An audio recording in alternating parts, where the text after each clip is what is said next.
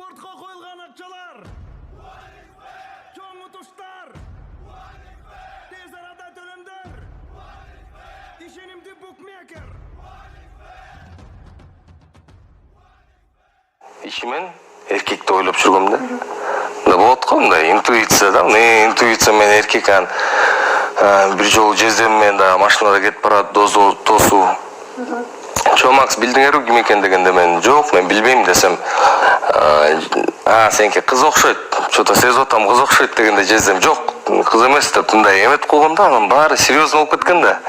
Ошол учурдачы анан мен ойлогом, жездеш айтып алды окшойт депчи. Көрсө ал билчү экен. Эми мени кайра тескеринче башымды айландырып, жок кыз экен деп ошентип айтып коюп туруп, анан мен дагы аны угуп алып дагы эркек окшойт деп жүргөм. Анан ошо туулган күндө кыз болгондо бир 2 саатка шокко түштүм чындыгында. Мындай өзүмө келе албай эле бир жака жалгыз кетип калып эле отуруп ойлонуп, кызым болобу деп анан ушуга чейин эркек деп мындай башкача бир эме даярдык, бир башкача сезимдер болуп атса